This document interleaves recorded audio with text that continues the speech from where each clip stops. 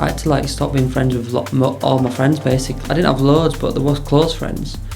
But it didn't feel like, oh, I'm leaving them. I suppose I've just been following my heart or truth or something. I've been like, this feels like the right thing I'm doing. Sometimes it's really hard to like break free of an old conditioned pattern, and I'm just feeling this emotion coming so far up, and I've just got to like just breathe through it and let it go.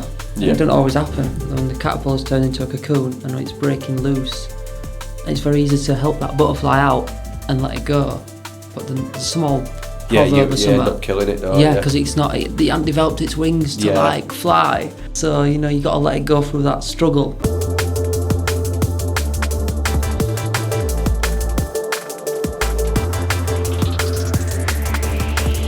Today we welcome you again on the 108 Flow podcast, and today we have Charlie Woodhead on. We've crossed paths through mutual friends, and it's a conversation that I'm wanting to get back into because it covers all types of fasting, things that I align with, Charlie seems to align with, and it's a conversation that I'm excited to have. So welcome, Charlie. Thanks for having me, Craig. No worries.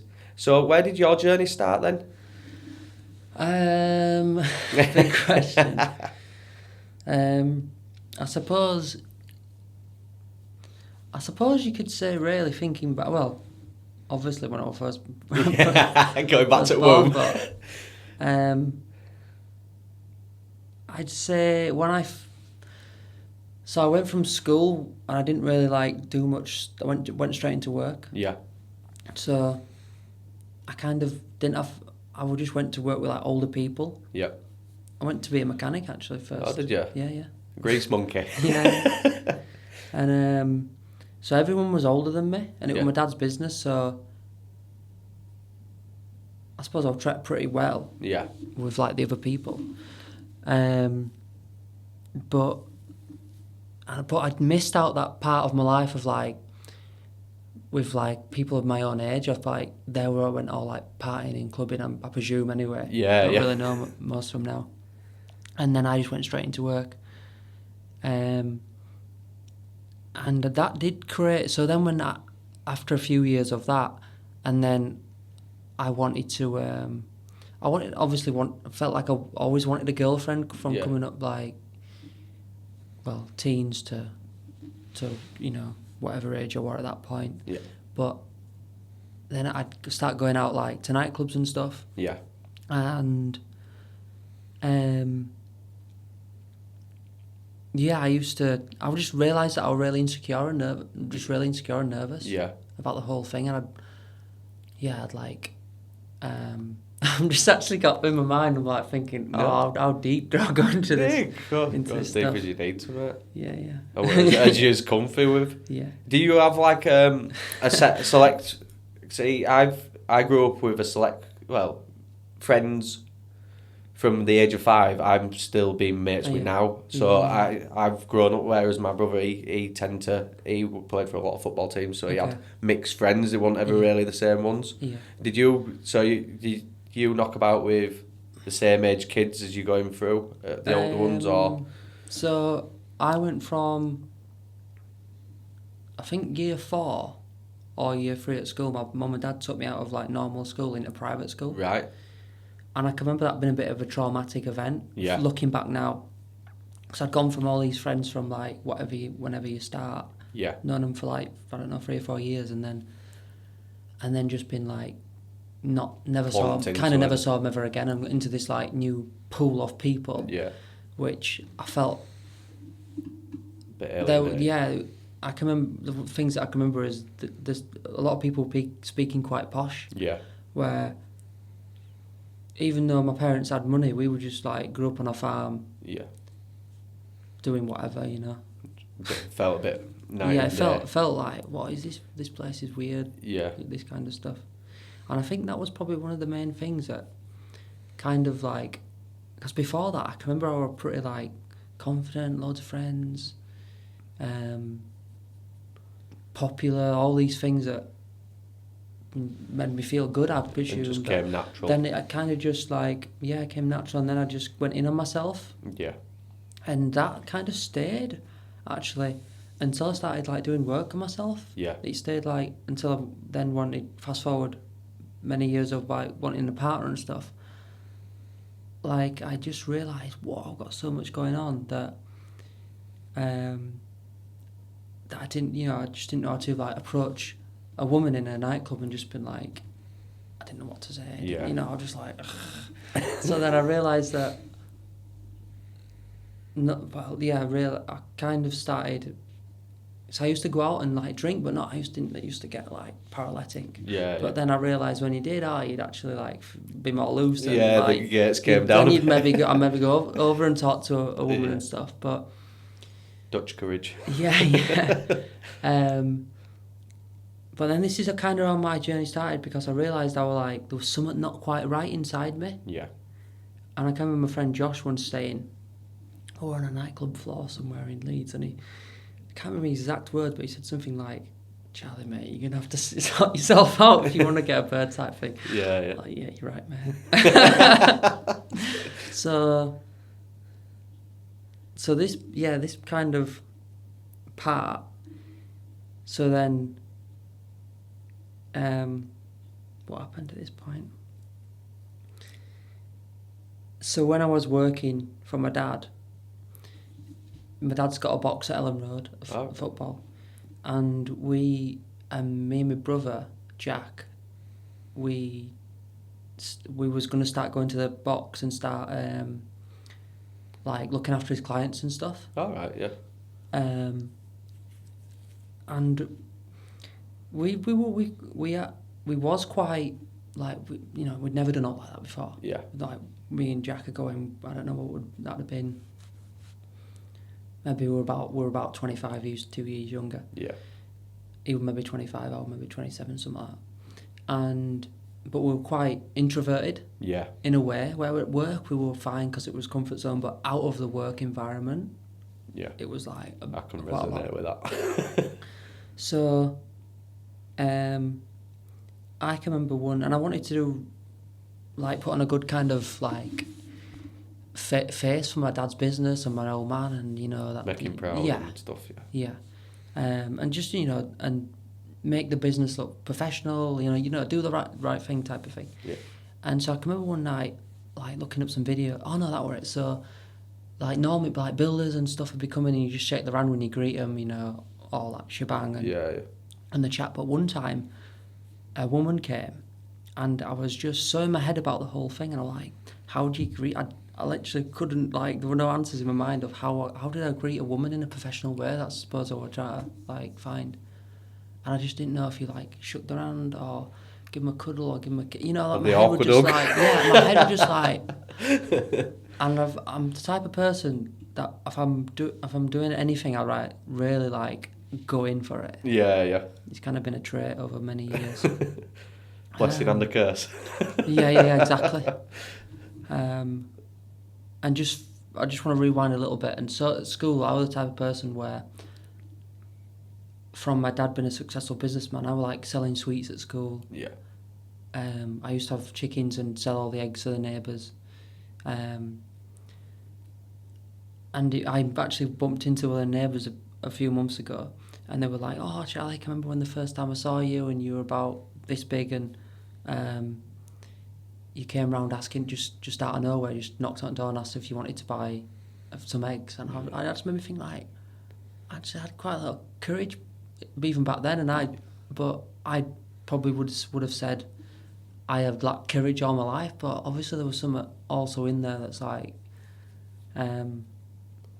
not, Yes. I don't know how to describe it. Close the door on it a bit. Your confidence maybe not. No, because that were also like, that with the eggs and selling sweets was at the private schools. Yeah. So, but there was like, I don't know, it maybe feels like there's a part of me that had been knocked, but I still had kind of like a drive in me. That's probably the best way of putting it. And that kind of stems into like, if I was ever doing something, I'd really like understand every little small thing that I felt like I needed to understand. So back to this situation, I went on YouTube that evening after the football and stuff, and just like started doing some research of like, what's that, how do you do that? greet a woman in a professional manner. And I didn't find anything on that subject at all. But what I did find was these videos of like a dating coach teaching men how to like greet women in like a nightclub, and you know how to introduce what's best things to say, how to like come across authentic, all this sort of stuff. I'm like, shit, this is what I'm going out every week and try to get a girlfriend. You know, this is perfect. So I just went in on these videos, like learned so much, and it was conversational skills that I didn't have. I wasn't taught how to hold a conversation. I kind of had to learn it myself.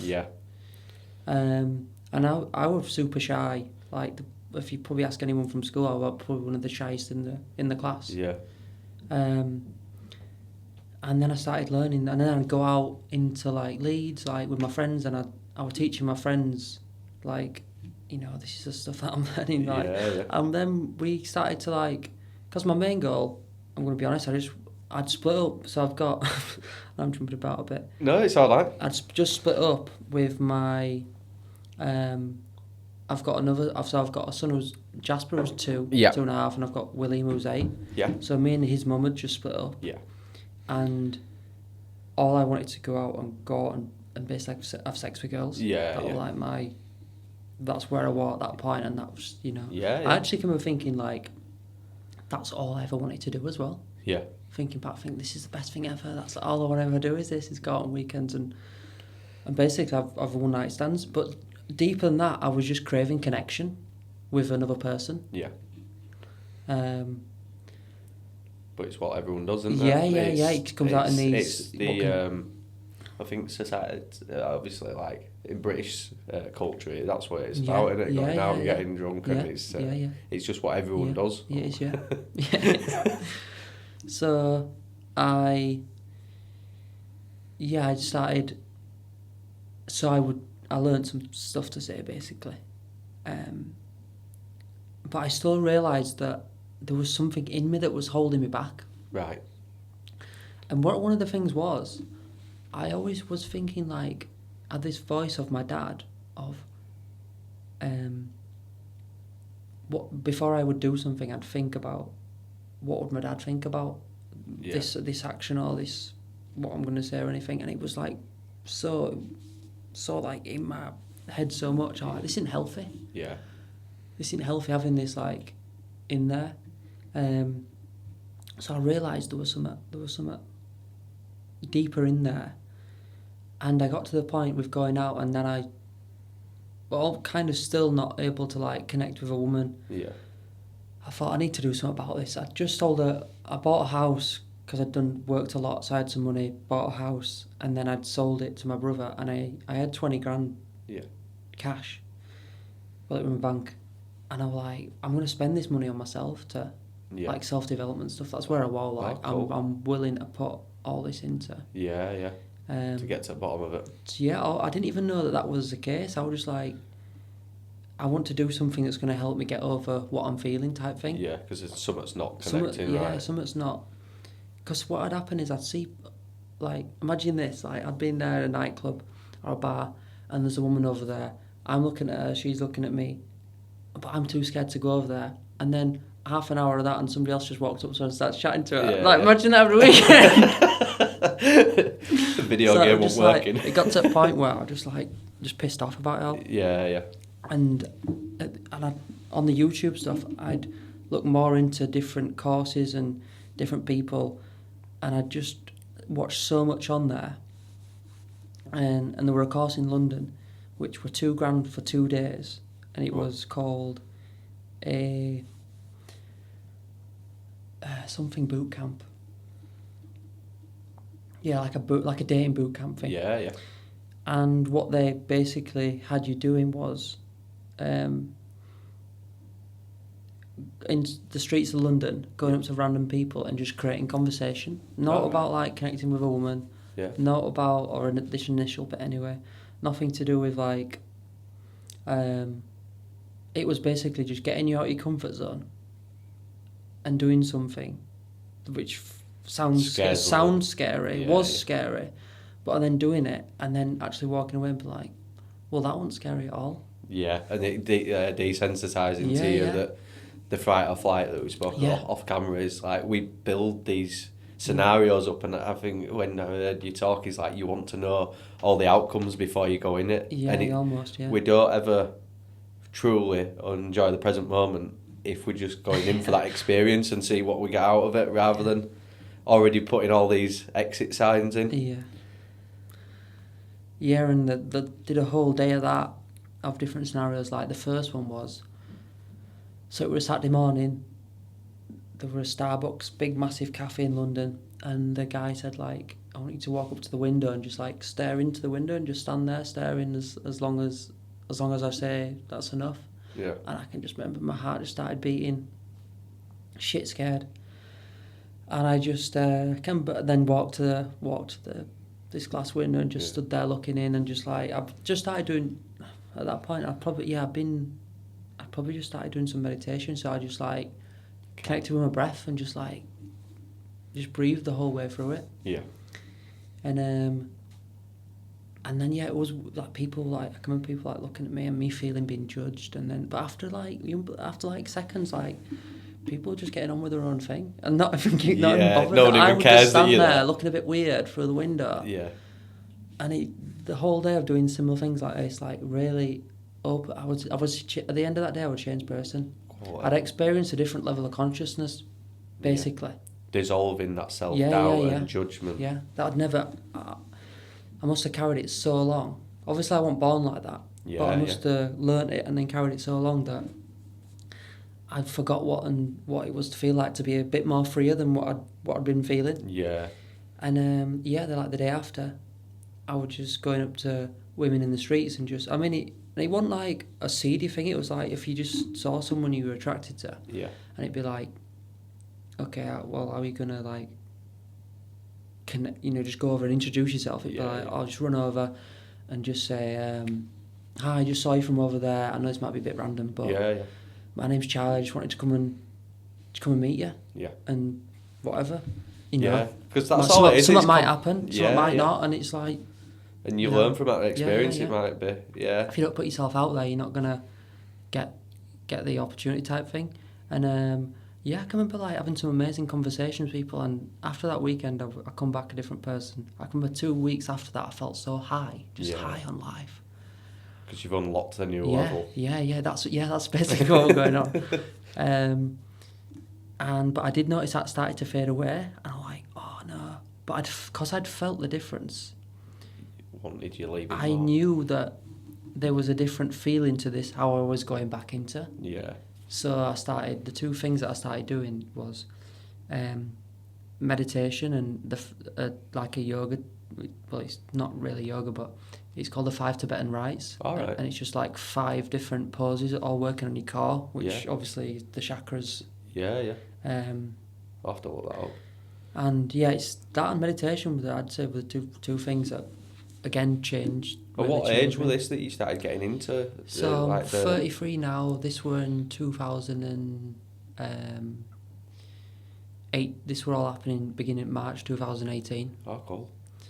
And then I meditated, and the 5 Tibetan Rites for about 6 months non-stop, and every single day without fail. And I just noticed that the business that I was running started thriving. I always say to people that I found it impossible to have a bad day. Like, no matter what, I know it sounds weird and it feels even weird saying it, but what people would say stuff to me like being like the manager, and they'd come up with like problems, and I would just be like, what was kind of going on was I was, rather than getting my back up about they've done something wrong and now it's turned to shit, I would just, that wasn't the thing, and I was just going straight onto the solution of like that. Just, all right, well, that's fair enough, that's happened, I can't do what about it, so I'm not going to get hung up on it. Let's together work on the solution. And because where you feed that energy to anyway. If you just, you fucked up and this, then like it doesn't help anyone. It's like it makes it worse. It's been and done. Let's move on. And it is what it is, and that's a superpower in itself, isn't it? Yeah, it felt amazing. And I even tried to I thought, this is weird, I'm going to try and have a bad day. Yeah. It was something like 6 months or you know, a long period of time, like I felt so amazing. Yeah. But what I did notice was still kind of wanting a girlfriend. Yeah. I was still struggling, and like there was still something in there that was like that was holding me back from being myself. Yeah. And this guy that I followed on YouTube, he had gone down a spiritual journey from like being a dating coach. Yeah. And he was the one what he was doing the 5 Tibetan rites and meditating. That's why I did it. How it lined up, yeah. Yeah, I just started. Well, I thought, well, whatever this guy's doing, because I didn't have anyone else to like as a mentor or anything. I'm like, whatever this guy's doing, it's obviously working. He's got a good energy, which I didn't know what that phrase meant back then, but I just knew that this guy was a bit different. Yeah. Because it doesn't always need words, does it? Because it's all in there. So if you can just feel it, it's like okay. So I just started doing what this guy was doing, and he had a 3-day seminar in Portugal, and me and my friend we hired a van and drove to Lisbon in Portugal, and and yeah, I met up with there were 150 people, kind of doing the same thing that I was doing, like wanting to connect, yeah. But it was all around the dating kind of stuff, but it was like a deeper meaning as well, of like wanting to be the best version of themselves. Yeah. And there was a few people talking on this event, and there was this woman that were into like psychotherapy, and but like with an Eastern twist, like of healing like deep traumas, in like Western and Eastern kind of like. Did you know what any of that meant as well at that point? Didn't have a clue. But I just knew that he'd been on this. Yeah. The guy had been on this, and he had a podcast with her. Yeah. And I'd listened to it twice, because like I said, I wanted to know the full works. Yeah. And what he said, I was like, I could do a bit of that. Yeah. And then I ended up bumping into a French guy called Thomas, and it turned out I bumped into him on a few different events, and then on the Lisbon one we like had some nice chats. Yeah. And he wanted to go to that same thing. Oh, cool. And so we kind of like buzzed off each other's energy of like, yeah, let's do it together. Yeah. And it was so that was the end of 2018, and it were in the Netherlands. Yeah, it were in the Netherlands, but the other side, like near Germany. Yeah. And I didn't look too much into it. I had a bit of a Zoom chat with the woman online. Yeah. But I knew it was going to be like, because we did a few exercises on that seminar, and I thought, this is going to be challenging, but I'm up for it. And that's kind of about it, really. I didn't look too much into it. So when I got there, I soon realised that it was I knew it were 8 days, but I realised it was a silent retreat. Oh, so I've been interested in one of them. Well, it's not probably how you know it, Yeah, not the normal silent ones, but right. It's not like a Vipassana, where you just you're meditating for like 10 days, I think they do it. This was where you was speaking, but it was only what they called the primal space. Right. So there were no distractions. And I'd gone thinking, I'm going to meet a lot of nice people here. You know, type thing. Like with your mouth shut, you can't speak. Yeah. So, yeah, after a few hours, and you hand your mobile phone in, I didn't know any of this, but I was like, fair enough, you know. Yeah. But because I was quite shy anyway, and insecure, generally, that it was quite nice being not having the pressure of having to speak as well. Yeah. Like, I knew I could just, because I was scared of speaking. Yeah. I was like, well, I don't have to speak, so I feel like I'm better about the whole thing. Yeah. So at times when we'd have food and stuff, and like, I would make eye contact because I felt that was quite nice, but no one was speaking, so it was quite nice. But yeah, that took it to a different level. That really sorted some really deep traumas out from childhood. What were your biggest takeaway from that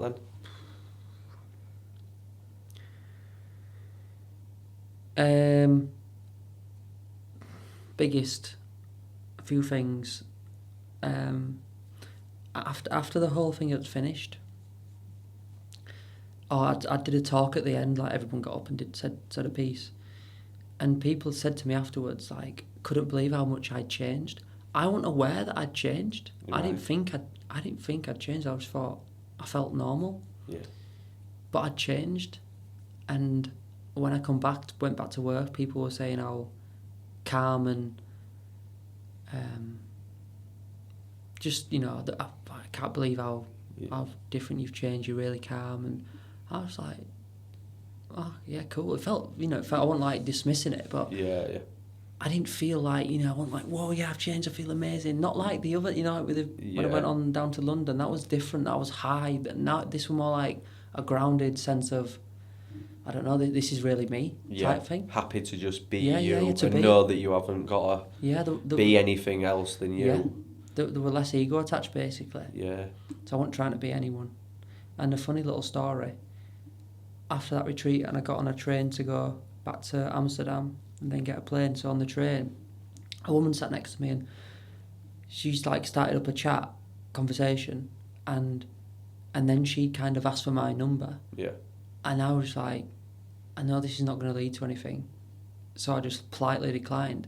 But before I went in there, I was the one that's going around chasing women for numbers and kind of getting off on being the ego, thinking, oh yeah, I'm connecting, it's just purely ego, and then coming out of that, I'm like, don't need that. And feeling really good about it. Yeah. Feeling like that's good. But yeah, the stuff that we did in that retreat was some really deep stuff. Going back into like childhood stuff and just releasing some deep things, and I believe that's where the work is for people to do, like going back into like that child, and there's obviously the teen stuff and but, the deeper. Can you explain any of the practices that you did? Well, there's this thing called the dynamic meditation. All right. I don't know if you've heard of Osho. I've heard of Osho. Yeah. This woman had been like trained with him. All right. And because he had a community, and it's on Netflix. He had a community in America. Oh, cool. He was an Indian guy that moved over to America, and she was, as far as I know, she was living in that community. Oh, cool. And so she'd like been through this journey with him firsthand, and he did this meditation called dynamic, where for 10 minutes you're doing, I think they call it catharsis breathing, where it's like fast in and out at you're not doing the same breathing pattern. It's just out your nose, and it's like long ones, short little ones, long ones. You're mixing it all up. Yeah, so it's never the same. And what it kind of does, I believe, is that it kind of confuses a few things in your mind and energetically, and it allows it to somehow come to the surface. So after that, for 10 minutes, a lot of emotions are like that. So you might be feeling like super angry, you might be sad, and you might be just crying on the floor. And then you're getting whatever's in there, you're releasing this, you're like acting it out to release it. And then 10 minutes after, you'd bounce, you'd put your hands in the air and you'd bounce on your heels and you go, hoop, hoop, hoop. And that would like, almost felt like it was like, it felt like, because it was like vibrating your body each time you bounced. It was almost like it was cracking away these old patterns almost. Oh, cool. There's a science behind it as well. Yeah, no. And then you just kind of stood still and stuff, but getting up at 6 o'clock every morning doing that, and the full day of like really going into your stuff. And there were at points where I really stepped into some true deep emotions that I didn't even know I had that were in there. Well, as mind, I think when we're younger, when we're faced with these problems, if we can't, what's the word? If we can't like attack it, we just bury it, don't we? And then as it gets, it's like we get amnesia. We don't let the mind don't let you see it because it's too difficult to deal with. It's like we'll deal with that later. So you don't know it's there because your ego was just trying to keep you safe. Yeah, I know. And so it's a good thing that it's happened because you didn't have the tools to do it, but at the same time, it's bogging you down. Yeah, we're still acting for it, even though it's in there. We might have suppressed it, but everything's coming from that same place. So that was probably one of the reasons why I was so shy. Yeah. One of the reasons why I was so insecure. Can you remember what you said at the end when you said you did a the talk speech? At the end? Because that when you say that to me, that makes me quaver still. I cannot remember what I'd said. I don't think it was too much about what I was saying. It's probably the energy that I was being delivered in. Yeah. So back then, a good probably example way to explain it is, this is how I grew up learning to say things kind of from a script. So I grew up with like these old people at my dad's work, and I'd see them say certain things like, how they used to interact. Yeah. And I'm like, oh well, I'm going to start saying Just that same phrases, stuff. yeah. Just phrase, just like off a script, off a piece of paper.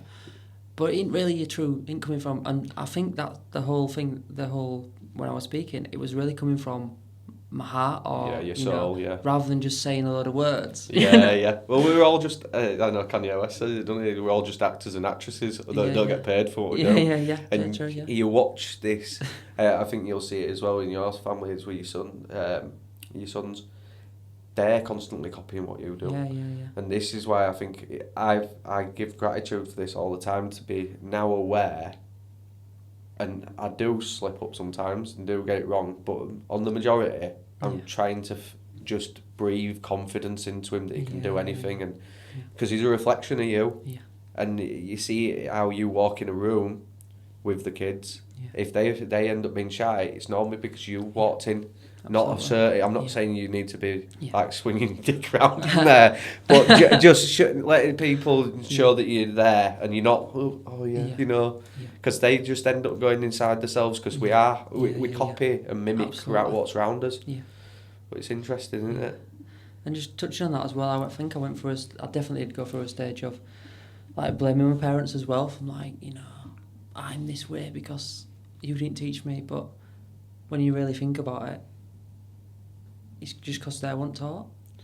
So they were doing best they could. Yeah, exactly. And I even had Sam on the other day, and he said to me, he went, even though you're at this stage now and you think that you're all like conscious, he went, you're still going to fuck your kids up. And I'm like, and he went, oh. And he was like, we are, but we're supposed to. You're not intentionally doing it. Yeah. Because there's things that we might go that extra bit too far and stuff. Yeah. But that's how I perceive it is. When you came into life, your soul came into this game or whatever it is, you had a checklist of things that you wanted to learn and overcome, and we've got to put that where the closest to them, with the soul family, and we're the ones who's putting it. I think a lot of people say that your parents can sometimes, you can switch roles throughout your journey, which I could see. It's not something that I'll ever rule out. Yeah. But as in, you mean in this life or different lives? Yeah, just to keep on. It can keep on rotating, like in different lives. Yeah, it keep on rebirthing, and it might have been a point where I were my my pet. I'm trying to confuse everyone. Like me, my mum and dad passing, and me passing, and then I come back as their parents. It's fluent, isn't it? And I mean, even that might sound a bit like weird to some people, but it's only because we can't really see it and not been taught it. Yeah, and it's how to comprehend it, isn't it? Yeah. And I think what we've got at the moment is a lot of people want to see it is to believe, but the universe, and we've talked about this earlier, it does let you know them things if you're starting to get connected. There's little gentle nudges, but if you're not a believer or you don't think there's all going to be there, that's what the universe will do. It won't show you anything. You've got to be on that self-seeking, like you wanted, you knew that there were an energy imbalance in yourself, that you wasn't being yourself, and you knew there was something else, so you've gone on the seeking of it, and it becomes seeking you. It's like that phrase, isn't it? Knock and do you know that the free thing? I know it's knock and the door will open.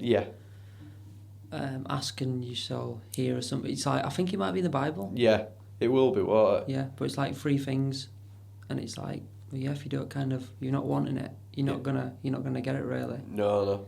It's interesting. I do actually think there's a little bit of kind of, I don't know, maybe the paradox is the right word, but like with what I'd call like the evolution of consciousness, or just how the world is changing. That because it's evolving, and people talk about like going into forward, next higher vibration stuff. Like in my understanding is that there's only, if you're not going to go with the vibration, you're not going to be here. So there is always them People are having to change because That's it. That's the point of evolution. That's what yeah, we're yeah, supposed yeah, to be doing. yeah. I speak about this as like people around you, and I used to be stuck into like routine's important, healthy routine's important, but certain stuff of just doing the same, like doing the same things and the unconscious things, you're not actually experiencing life. Yeah. You're just here, aren't you? And I used to want to wake them people up, and I think it's a stark reminder of what life will look like if you don't want to evolve. And I think that scares me staying the same. Does it? That it does evolving, because every time that I have evolved, even when it's been painful, there's something beautiful on the other side. Yeah. Every time, because you're getting to know yourself a lot more, and there's more. I think I'm in the season of compassion for people. You've got to, like, I used to judge and be like, and you're like, I see my habits in them now, and you're just like, they don't know. And you can't make them want to know. You've got to do, we spoke about off camera, is like each time you change yourself on the inside, the outer will do it. And I'm hoping the more that I do this and the more that my children watch and my partner watches, you're inspiring a little circle, just like you went to that retreat because you're like, I want a bit of what he's got, like that. He's got it all going on. It inspired you to be there, as long as how many other people, 150 people that went, and how that bloke who's done that has changed 100. He hasn't changed 150 people. He's changed whoever they're connected to. Exactly. And it's like, I think it's like a tidal wave at the moment, and it's just coming to fruition. It's just starting to come up through ground, and there's maybe some beautiful things happening. Well, you can see it, can't you? Yeah. It's I just feel like, like there is, and like you say, it feels a very first wave type thing. I know a lot of people talk about like, oh, the world's gonna get worse, and things are gonna, like the fear side of things. I've never really, and I do openly share this to people that say that, I've never felt that will happen. I've seen premonitions of like natural disasters going off. Yeah. What sort of stuff? It's like, in fact, she had the Day of Tomorrow coming on the other day, and it was sort of, there's like, and I went, that'll definitely happen at some point. And she went, what do you think? And I went, it just happens. I went, it's a reset. It's every time there's a reset. It's like Ice Age. Ice Age, isn't it? Yeah, we go so far from natural law, Mother Earth, and all the things do what they need to do. Yeah. And I see that coming. It like, and the way that I perceive it is, if you're if you're in tune with natural law and you're doing all the things that you're supposed to be doing here, the soul's supposed to be doing here, you won't necessarily get an email or a text saying don't be in England on this day. It'll just naturally won't be there. And I think when I read, first got into Kundalini and going down that path, I picked up his book, and his very opening statement was, I think it was Bolivia, I could be wrong where they were. Is that Yogi Bhajan? Yeah, I think so. Kundalini guy. Yeah, and he was saying they'd fled, hadn't they? His mother just said that night. He said, "Look, right, we need to pack up her stuff. Okay. I've been told by an angel had told her, or in a dream, to get out of here tomorrow." And this war broke out. His dad stayed there. His dad died, and then he moved out. And that's what sparked him at that moment. Was the summit of a higher power that guided us away from that. Yeah.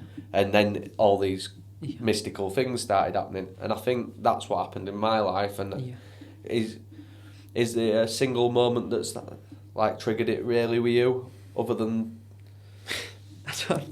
probably many, like a pivotal? I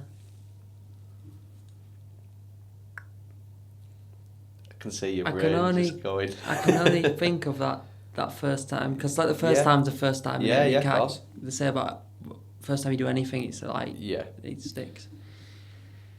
So that first time when I'd gone on that down London for a couple of days. Yeah. When just I come back, I can be like, I was just so much in my truth and that, like, and like before that, I can be like, there's this little event that happened, and I kind of had to like lie for this like business thing. Yeah. And I just remember when I kind of got asked a question, I was like, inside I'm going, I'm not doing this. Yeah, and yeah. I just spoke the truth. Yeah. And I think I was just like, that is the truth. And I felt, truth, and somebody once told me, truth and love are the only vibrations or that can't be kind of like Match. twisted or Yeah. So I don't know, just speaking truth just felt like so Natural. amazing. Yeah. I don't even know how to explain it, but I was just with it's truth. liberating, isn't it, as well. Yeah. Like Yeah. I think once you understand that there's a higher power there as well, and it's like this. I know it's this time of year, and everyone says if you're naughty or nice, Santa Claus is coming. That in the sky is always watching. The universe is always watching. And it'll feed back on the loop whatever you are providing to it. Yeah. So if you're walking in truth and love, and even if it's cutting off some people that you don't want to cut off, but if you have to you have to say what you see is right. Yeah. The universe will. It might be suffering at that moment, but later down the line you'll be rewarded because that's what it's about. And I do feel like I've really been rewarded. Sorry to cut you off. No, you're cool. Rewarded from doing that, and it didn't actually feel like I had to stop being friends with all my friends basically. Yeah. And I didn't have loads, but there was close friends.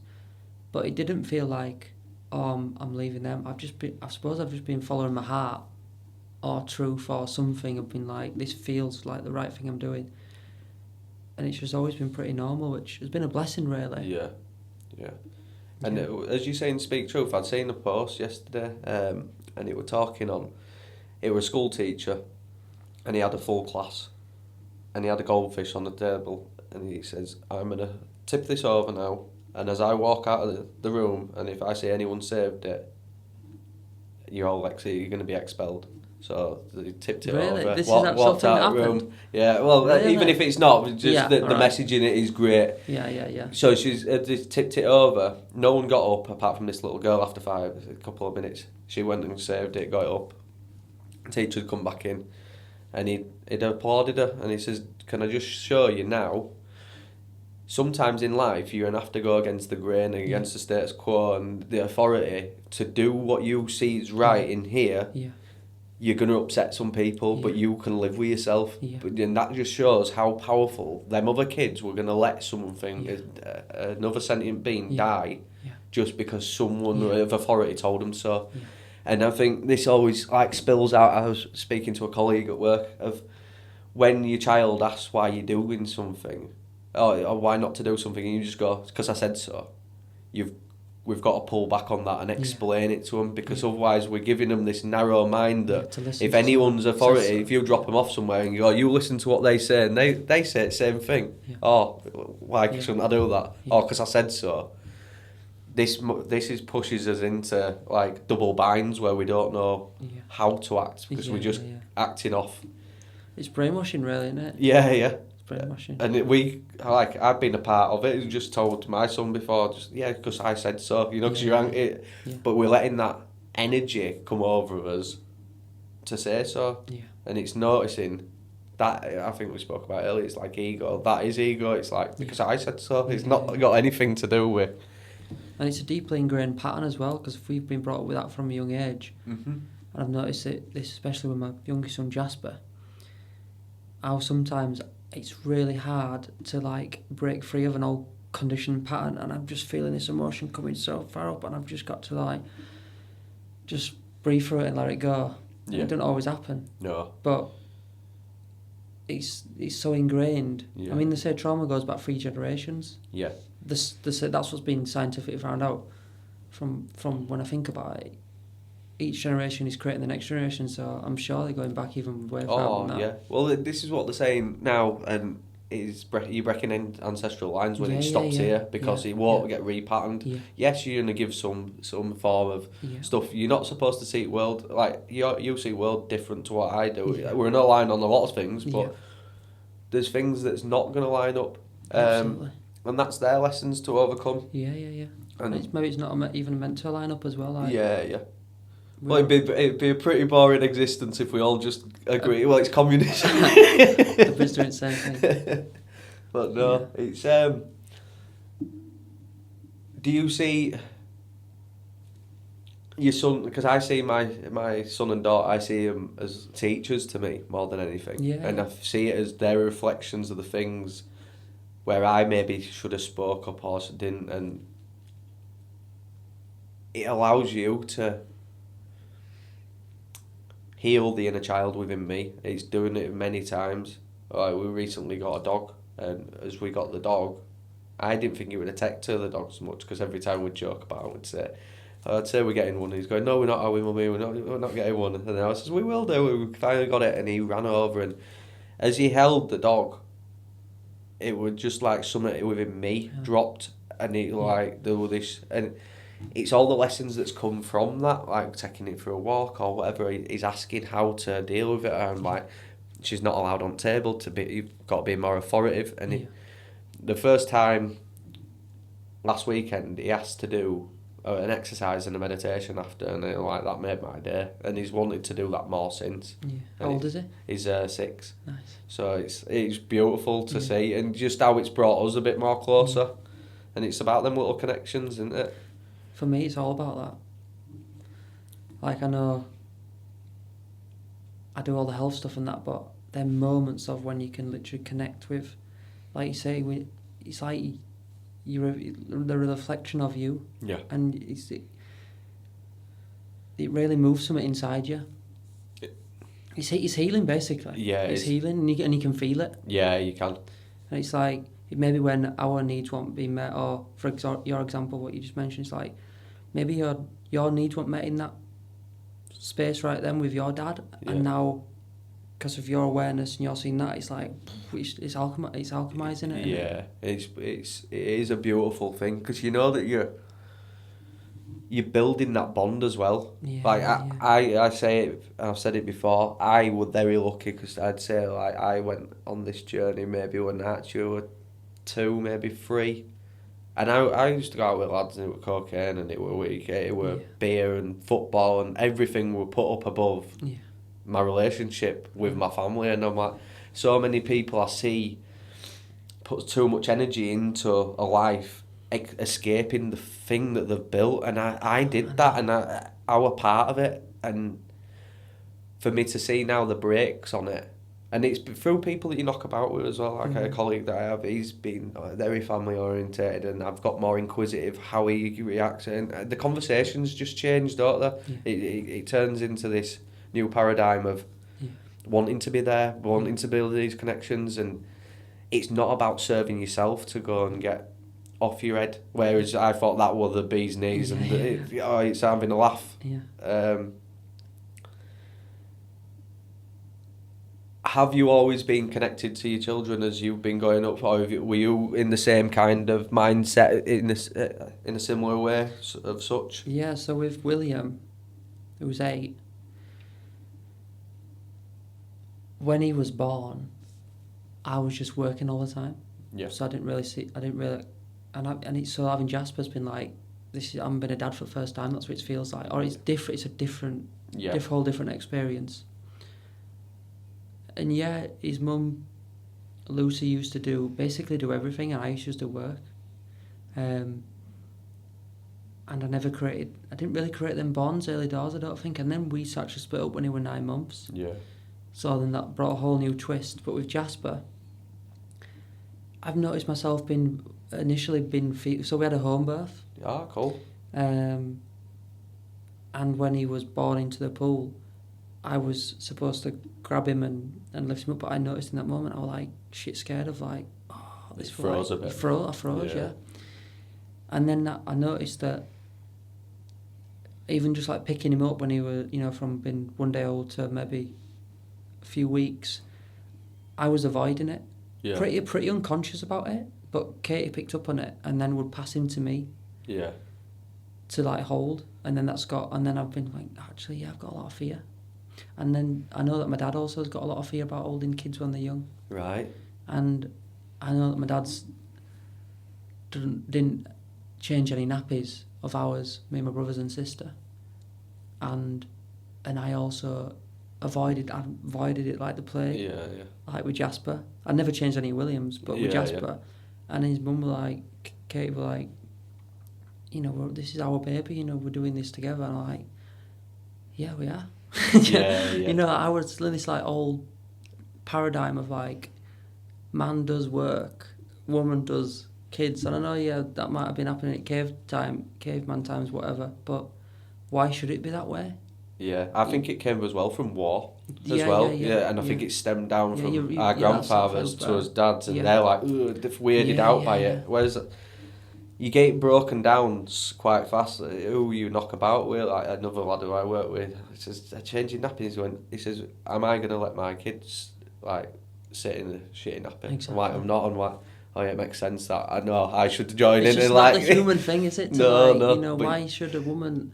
Yeah, that makes sense with the war stuff. I hadn't thought about it too much, but I just knew it. Like, and even had chats with my brothers and my brother Jack, and he were like, yeah, maybe it's just that's the way it is, like the man. And I could say, no, that's just conditioning. Yeah. That's not the way it should. Because now I've got such a beautiful relationship with Jasper. Yeah.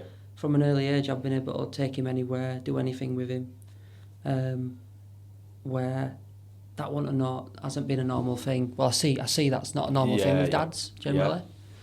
I think it's starting to change though. Like I notice a lot. I think once you become aware of stuff, there's a lot more dads pushing prams. Yeah. I enjoy it. I enjoy spending the time as whereas the old Craig were like, no, I don't want to do that. And we were laughing the other day because we'd gone up to Knaresborough and we were heading up over Eden, and he said, she on about me used to going out and stuff. I says, it's funny really. I says, because she went, you used to get in at like 6 o'clock and you didn't get up until 3 in the afternoon. I says, I'm now get up earlier than I used to get in. And I says, now I want to be up. I get up super early. Yeah. But then you're there throughout the day, and you're involved, and they get to know you, and you get to know them. I'm not saying they don't push my buttons, because they do, but it's about being there, and you're learning together, aren't you? Yeah. And it's about having them moments of having fun, and I think they bring out the childlike in you. Yeah. Because I feel like I went really serious on this path at one point, and then you're like, Check yourself. I want to have some fun, and it's about being creative and making games with them and stuff, isn't it? Yeah. It's I think it's a bit when like humans we've woken up, so to speak. Like, I mean that just obviously means we've just seen it through different eyes, really, doesn't it? Yeah. Seeing the world through different eyes. It's very easy to push away what we don't like, isn't it? Yeah. It's like, oh, that system, I'm just gonna, and I'm gonna be against it, and I'm gonna try and pull as many people out of it as I can. But we're not aware of, look how hard our life's been to get to this point of changing ourselves. Yeah. And you know, it's not for no one to rescue anyone. It's like everyone has to go through that process of feeling that almost like that shit. Yeah. You said it earlier, like being backed into a corner. It's either you're going to let it consume you or you're going to react. Exactly, yeah. So I think there's a bit of a quote that my friend Roy told me about, and it's like when the caterpillar's turned into a cocoon and it's breaking loose, it's very easy to help that butterfly out and let it go. But then there's some old proverb or something. You end up killing it, don't you? Because it hasn't developed its wings to like fly. Yeah. So you got to let it go through that struggle. Well, we're learning the pain, don't we? And I understand now what the Buddhists are saying. Like, life is suffering because it's the only time we want to change. Yeah. Otherwise, we're comfortably stupid, aren't we? Within our own ways. Someone has to give for you to want to change and go. It's a lesson. That's where the lessons are. Yeah. It's got to get that. You got to feel that it's got to get that bad. That the only way is doing something else than what you've been doing. Yeah, definitely. And how do you navigate through, say, healthier eating with your children? Because that's something that I found quite challenging. Yeah. And still to this day find challenging.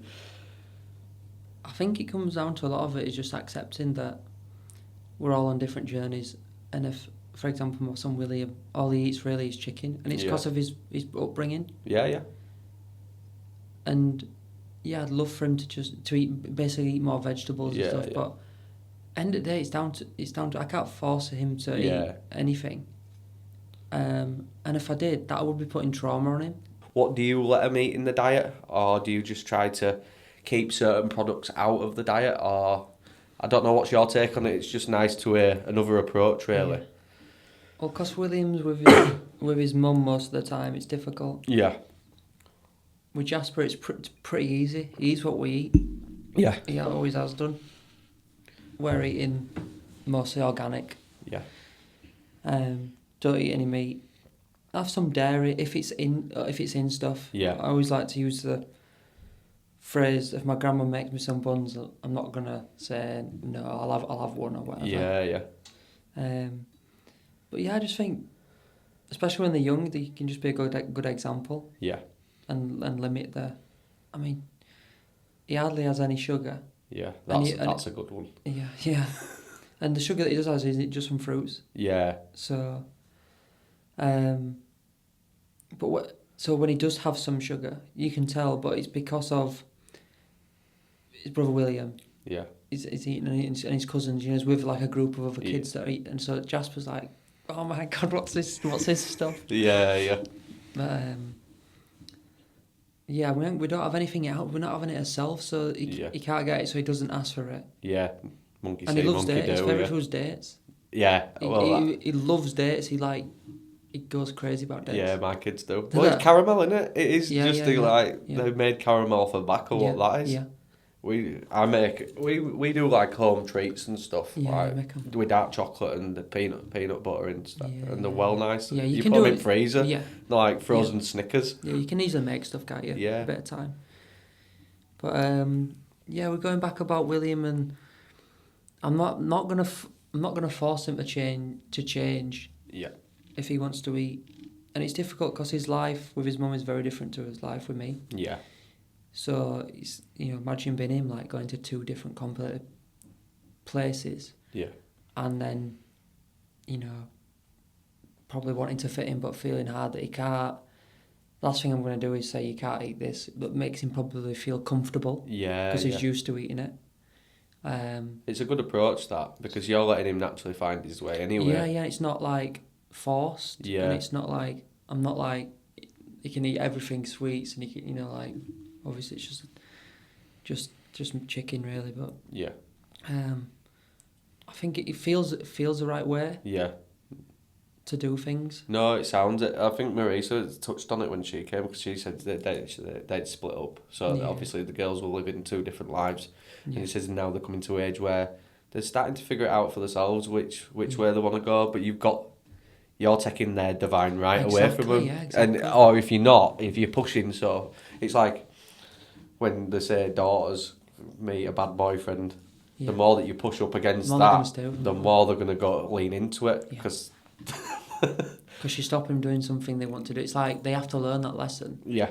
And you're stopping it, learning, so it's actually creating like a divide of like, I'm doing this, so you just got to put up with it anyway. Yeah, and it's universe saying just chill out. Yeah. What's the worst that can happen? Yeah, the boat will even itself out, won't it? Yeah. So your partner now, is it partner or are you married or? Partner, yeah. Partner. So is she on the same kind of wavelength for what you are? Exactly the same, basically. Yeah. Very same. Cool. And I do say that when you are with someone that's like both working on, like whether you call it the shadow side of yourself or just triggers that are coming up, or just it's the ego really, and it's a tough path. Yeah. Because we can easily avoid stuff all day long. Mm-hmm. If we fully face it, it can be so hard because it brings up all them childhood wounds and stuff. And we, as much as we might say we want to like heal, when we're in the heat of the moment, it's so easy just to like, oh, actually, you know what, I'm just going to leave that one there. Yeah. So it's intense. It's intense. We've done relationship coaching, which were amazing. Yeah. Which basically give us the tools to work through what they call conflict. Yeah.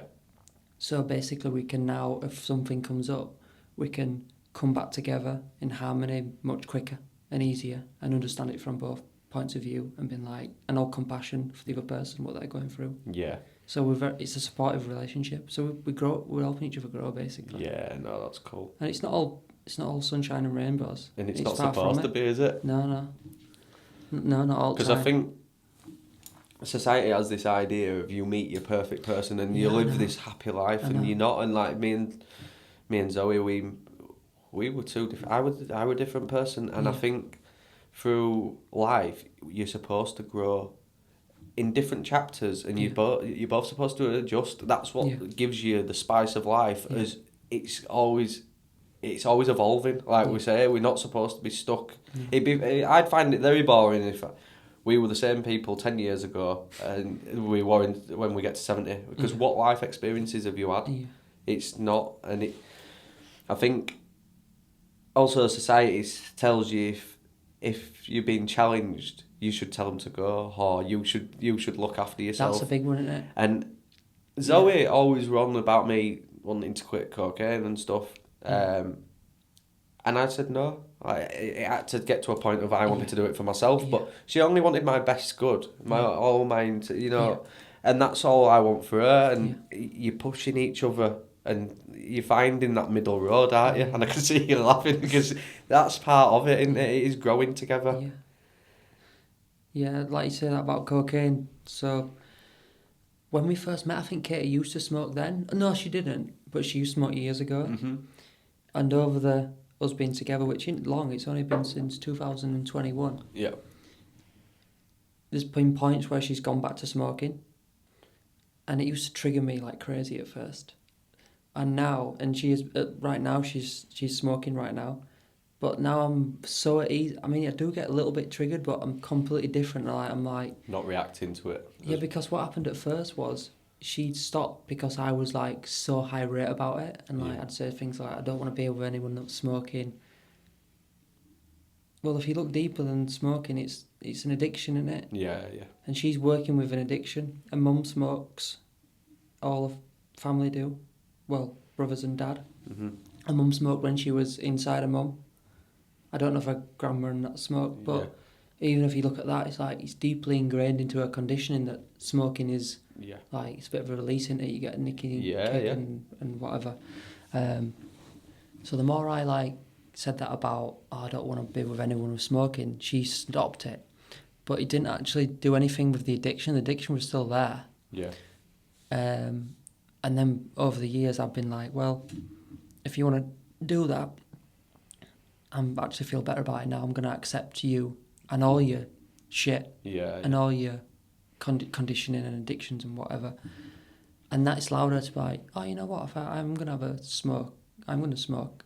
And now she's in that period of like, I really know this is bad for me, and I'm going to sort it out. But she's in that like process of doing it for herself rather than doing it for me. Yeah. So it's a deeper healing, isn't it? Yeah, it's funny how it lines up because I was a smoker, stopped for 2-3 years, but I like a odd cigar when I go on holiday. Yeah. And recently, like 2-3 weeks ago, I went through a stage where I smoked them for like 2 weeks. Mm-hmm. I'm still shaking. Like I haven't had them now for 2 weeks, but the phlegm's still on. Really? So I like. Yeah, if you want to smoke, Craig, there's repercussions to it. Now that you're more aware of it, it's like, all right, okay.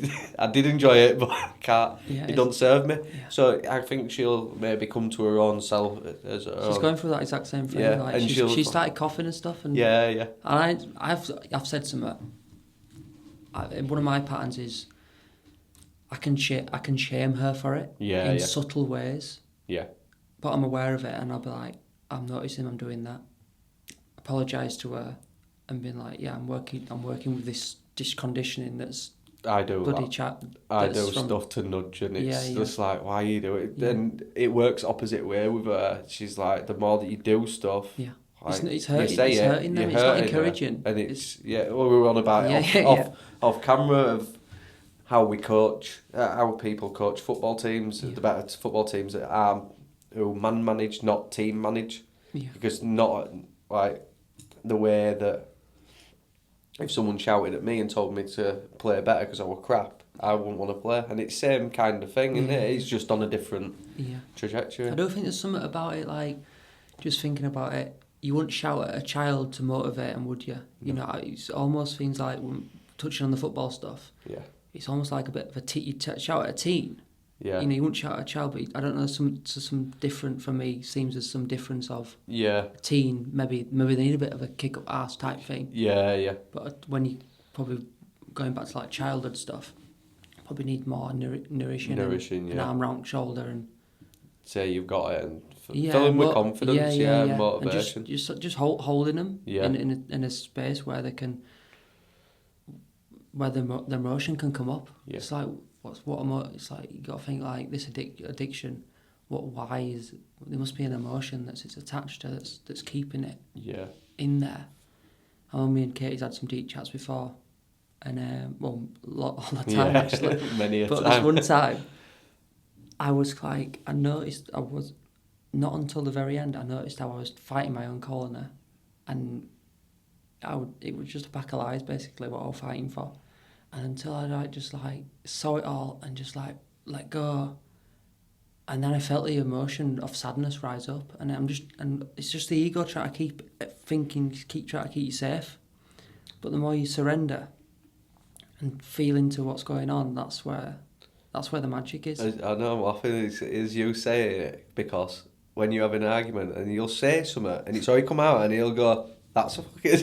My head goes, that's a lie. And I'm like, how the hell did it come out before my mind has even triggered that was? Like, it's something so fast triggered. I know. And I'm catching it recently. It's like, wow. And I thought I were totally in truth. And these aspects of, you've got to get to the bottom of it and find what's the driving force. I see myself as, I actually now see, when I say horrible things, it's the same stuff that, I'm not pointing the finger, because my dad's only a version from his parents, etc, etc, etc. Yeah. He used to speak to my mum like that. Yeah. May still do, I'm not sure, but that's a learned behaviour that I'm just continuing. But I still do it, but I'm very good at being aware of, I'm not there like, I can feel it and I'm sound. Can still say it, but I'm aware that it is actually that's happening. The compassion that I have for that as well, because I've got programming. I think we've all got programming from as parents. Yeah. And just a little instance, what we've got now with my son Archie is, there's one of the shortest names in the world anyway is Archie, and we all called him Arch, and he hates being called it. I don't want it being called Arch, and all of us family members have done that, and us switching from that, even when we greet him, they go, right, Arch, and he's like, he looks at him, he's like, Archie, and no one's even we've only just got out of doing that, and I bet it's 4 months ago, everyone else still is slipping up, and you think, that's just that's a name, that's not an actual full-on behaviour, and we're trying to unravel it, so it gives me that compassion of like, them other stuff's deeply ingrained. That's just a name. So it's just the more that we are conscious of it, and the more that you put time into it, it's like the time and effort that you put into the change, it'll come. It's just not like what this generation wants. Everyone wants it by a click of a finger, and it's not. It's an illusion, isn't it? How I feel anyway. I know, like we said before, like we're only speaking from our experiences, but from what I understand, it's, when we say, you mentioned about, we think relationships should be this all happy and stuff, then what do we do then? There'd be naught to do. So it's almost like a human, or some sort of like, we're always going somewhere. They say the universe is always in flux, that it's always moving. So thinking we're going to get somewhere, then it's all going to be this other thing. I don't know. Yeah. Well, that's when depression hit, when we'd done this house. It was because I thought, once we get an house and it's all done, because we were all like a pressure tank of COVID and all the other stuff, and we're all under one roof, sharing a house, and then it was like, once getting here, my life's gonna be like up here, and it was just trapdoor, whoop, and depression. I'm like, oh dear, and then that put me onto all this, and and now I see it as the biggest blessing that ever happened. And while I were in it, I didn't want to be it. And what it was me having a death of the old. Like, the old Craig wasn't fitting. My soul was sick of that ego being in charge. It didn't want that. It were a time to go through a rebirth. Yeah. But it's necessary, and I'm so thankful that I have, because you get to speak to you on a level of I've never met you before until today, and you can have a meaningful conversation where you can both light each other up, and you can both see stuff from different angles and go, wow, yeah, there's another way to approach it other than. We get to this point again, and I've noticed I've been doing it recently, and it's something that I prayed on. I felt like I got to a point of a big understanding of the world, but then you start, when you were going, I know, tabling back to when you said that you were around a lot of workmen and you were picking up what they were saying. You find yourself getting sick of saying the same thing, and that's these beliefs. And I feel like I'm dispatching these beliefs a little bit, and then taking other paradigms on. Yeah. And it's interesting. And the other thing I want to lead on to is, how did you get into fasting? Because it's something that until you've actually fasted, you can't really explain to someone. You can't sell it to someone until you've experienced what fasting can do. And I'd like you to share on how you got into it, and is there anything that transformed within you whilst fasting? Yeah. I do think it's very similar to like other experiences, like you just mentioned. You can't actually explain it to anyone, because it's got to be. You have to. It don't matter how many words, what's all these fancy words that we say. Yeah. It doesn't give you the direct experience of feeling. Yeah, it don't give you a volume of it, No. really, does it? It's only explaining someone's experience. You're not actually having an experience yourself. Yeah. So, yeah. So like with my other experiences, it's very, very similar, that you can't really explain it, but it's a knowing that something shifted. And if you look at it from like a health kind of perspective, when we start detoxing the body, we've been a certain way, most of us, getting more toxic over years, slowly. So it's very hard for us, unless something major happens inside, it's very hard to like, actually, you know what, 10 years ago, I felt so different. We're not, it's not a thought that stays a while, it's not a potent thought, is it? So we just can slowly get worse. Yeah. And then when you do something like fasting or any sort of like healing modality, and you experience something different, that's a bit like a firework. So, and the fasting is basically, it can be that like getting the toxins out of the body and feeling. For one example would be having mental clarity like you've never had for years. Yeah. You might have had that 10 years. Someone might have had that 10 years ago. But I used to feel like this. So it's something that has to be done. Yeah. These chats are great for motivating people to do fasting. You need to know what you're doing. Yeah. My fasting experiences have been kind of, but some of them like experiences like a psychedelic journey. And as well, if you look back in like history, Jesus, Buddha, Moses, 40 days, 40 nights. I say like 40 days is the enlightenment. It's a point I want to get to. I've not got that far. Yeah, me neither. I did just shy of 9 days. Yeah. And that were, I wish I'd have gone further. Did you do water?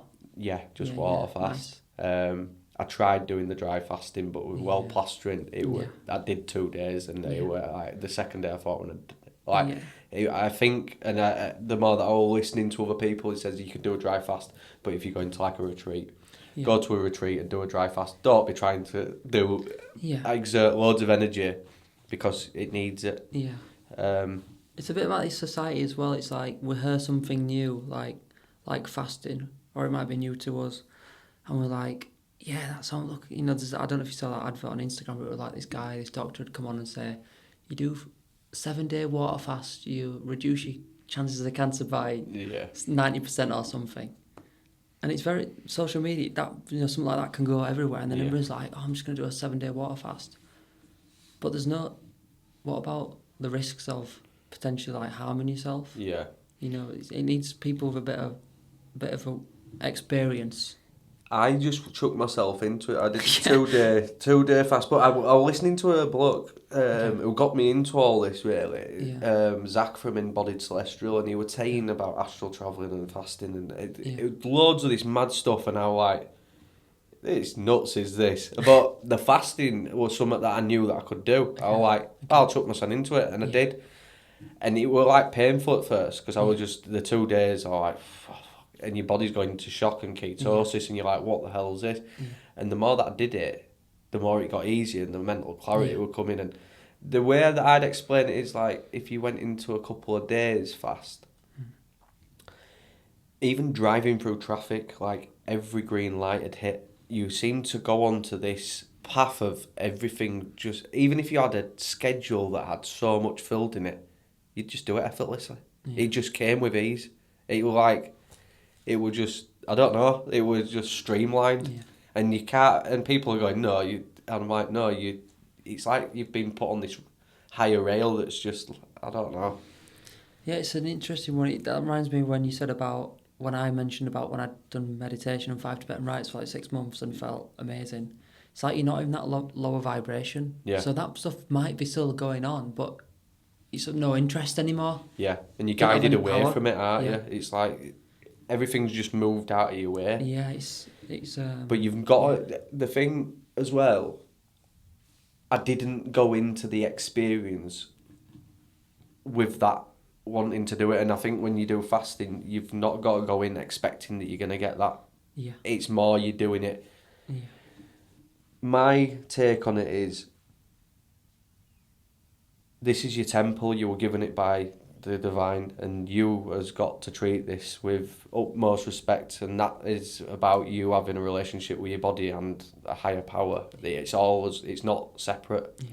And the more that you treat that, and like that's where it lined up with the scenes. I do 1 day a week, I do a fast, and not on a specific day. Yeah. Last week, I will be honest, I skipped it, and that put me in a whole new guilt phase. But most weeks, I'd say 90% of weeks, I do 1 day a week. And then some days, I think, if you get that voice in your head, we all know the voice, if the higher power of, if it says do 3 day fast or a 5 day fast, I'll do it. It doesn't happen very often, but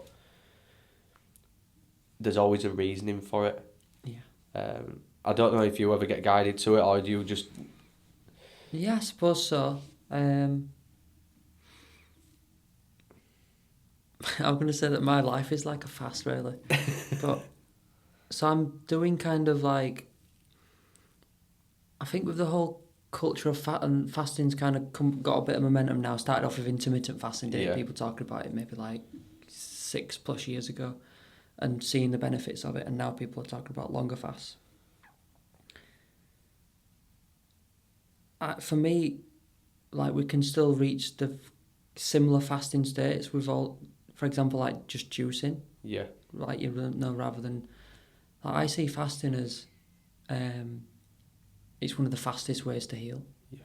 But we don't have to go from 0 to 10 overnight. Yeah. We can slowly do that. Yeah, I'm opposite. I will do intent, and I've realised I've had to go that. Yeah.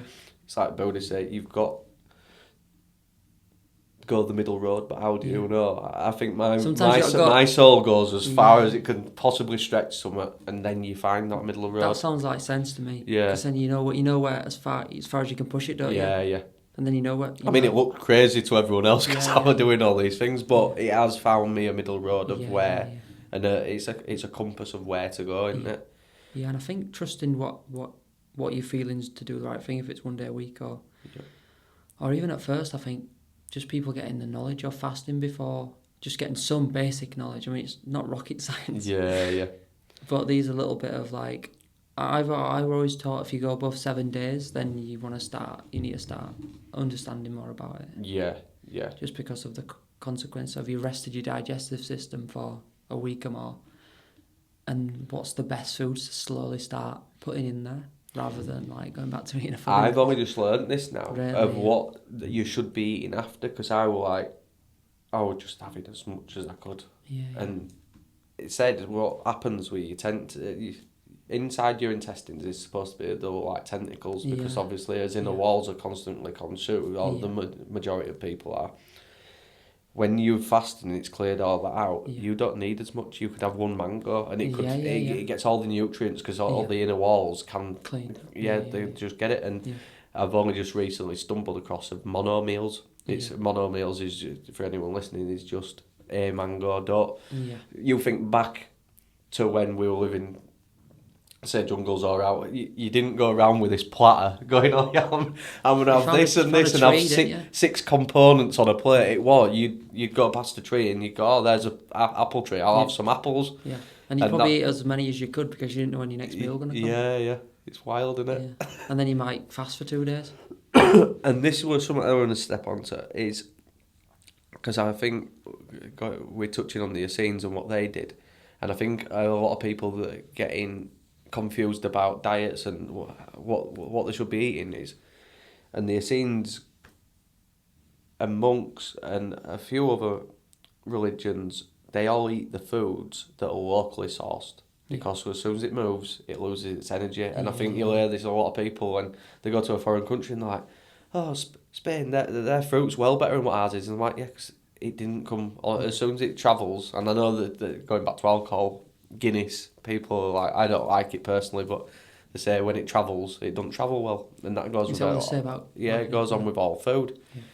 We should be eating stuff that is locally sourced. They say it with the honey, because you get the most enzymes out of it. Yeah. And I think this, like in society, we wouldn't be so far in consumption if we could only eat the seasonal foods, because there isn't that much to eat. And we wouldn't able to be that gluttonous. Yeah. But you're seeing an attack on farming and all the rest of it, which is interesting. I just wanted to know what your take was on it, really, or if it's something that you'd looked into. And I know that as in just like eating from where we can grow, basically. Yeah. I think it's important to do that, and also important to follow the seasons as well. Yeah. Like, if you grow your own food, well, with potatoes, you put them in a bag and you store them for, and that's what people used to eat years ago, didn't they? I know it's not always easier said than done, and it's important to stay with the seasons, and because as body goes through a seasonal shift, like the circadian rhythm, isn't it? Yeah.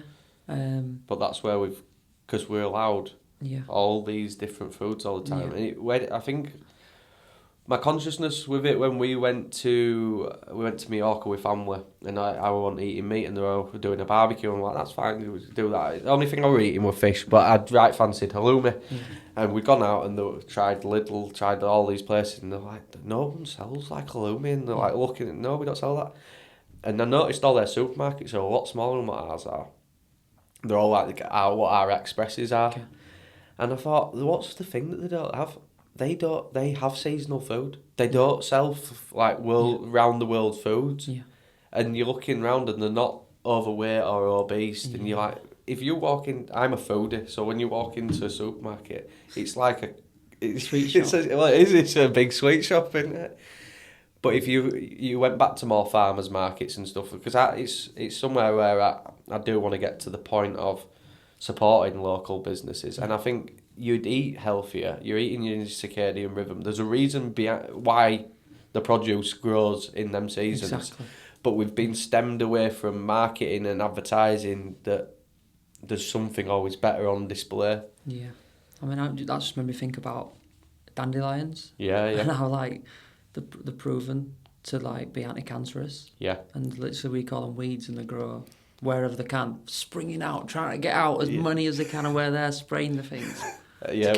We had it with my neighbour, because I'm into all herbal teas and stuff, and that. And she was saying, "Oh, so what are you doing?" She went, "Killing all dandelions." And I went, "The good of them." And she went, "Who told you that?" And I said, "You got an Alexa? Ask Alexa if they're good." Because you can ask Alexa. When I got into all herbal teas, I was asking Alexa certain stuff for Zoe to get on board a bit. And she said, "Oh, what health benefits on this?" And it'll do a list of each one. It's there if you're looking for it. Exactly. Again. If you wanna find it, it's there. But if you kind of don't, then it's actually easier not to find it as well. You kind of got to go out your way. Yeah, definitely.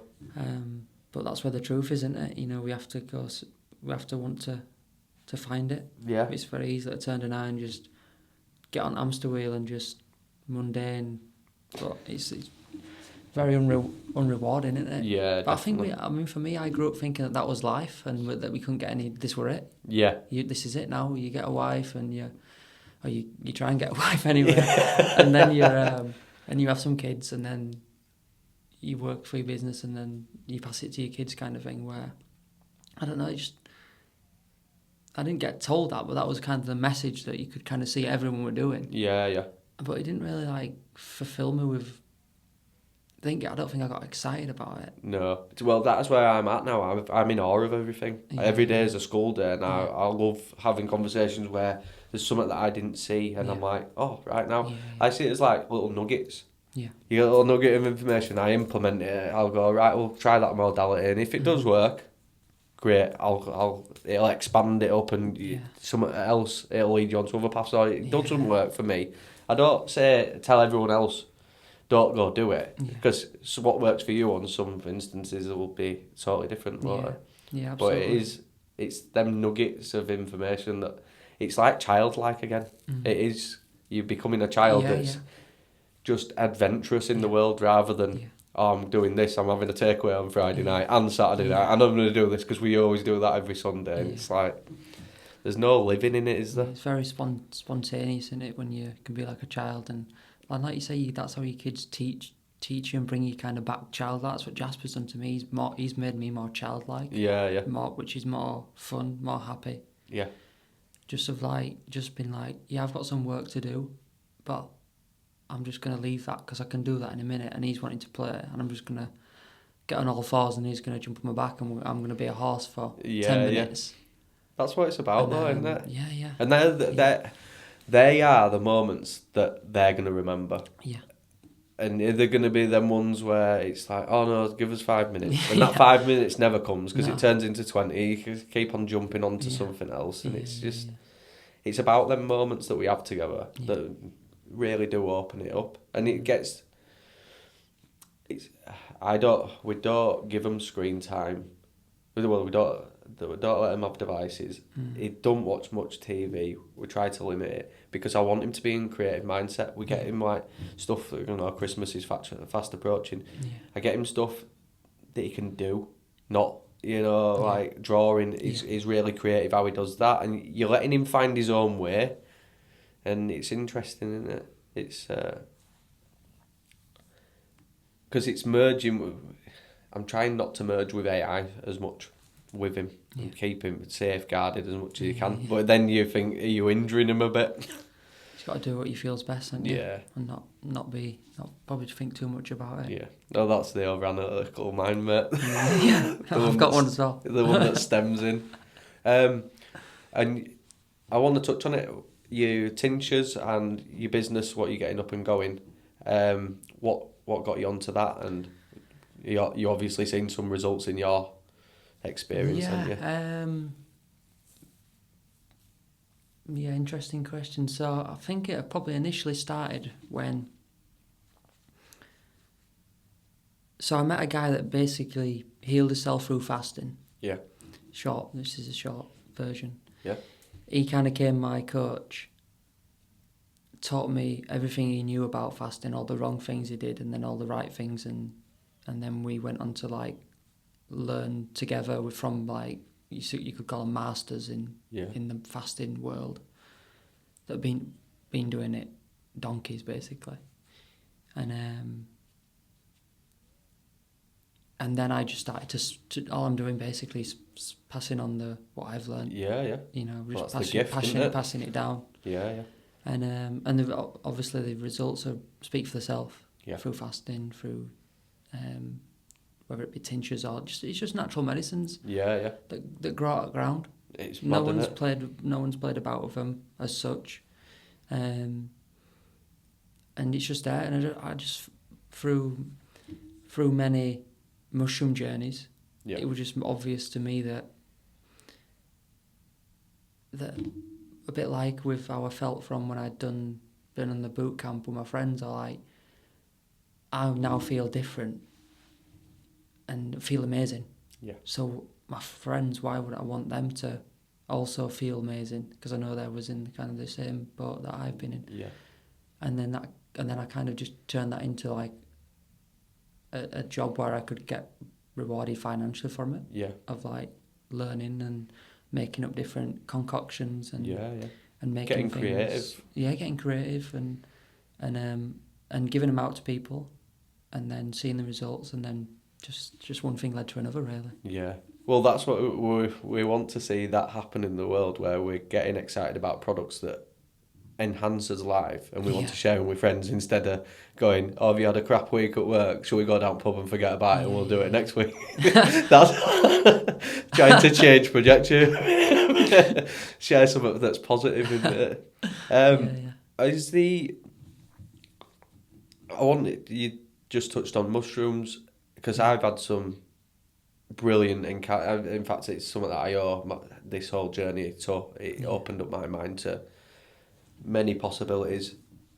Was there any standout trips that you've had that have changed your outlook on life? I know that's a silly question from knowing what I know. It's just because you're like... yeah, loads. Because it does, doesn't it? It changes you forever in a way, I think. Yeah, I think the art of like these conversations is trying to like explain these experiences in words where people can relate to them the best. So how I'd explain it is, and it can be very, very easy to dismiss these experiences from people that if you haven't had one before, because it's an ego, it's keeping yourself safe, isn't it? Yeah. So how I can explain what I was doing. I was walking around life with blinkers on, and then any kind of like psychedelic really kind of dissolves these blinkers a little bit, and then you can kind of see what's over there, and just you can see what you couldn't see before. And people might go, oh yeah, well I took a lot of mushrooms and got off your head. But really, the people that say that are the ones that have never taken mushrooms before.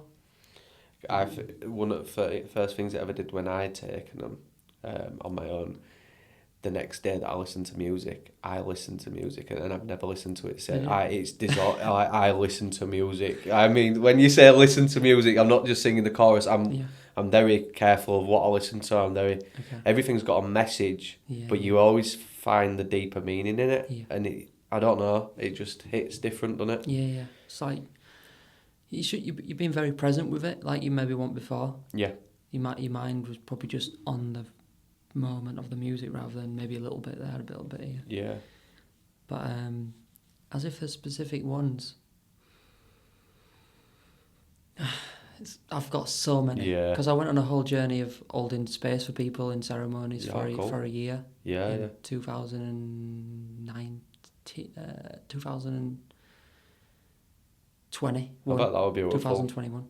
Yeah, it were amazing. And I just got on that journey from just like doing my own, doing this healing on myself, and just like you said, taking mushrooms on my own, and just like meditate. I'd just be meditating. I wouldn't even play any music. When I started getting into it, I'd be like,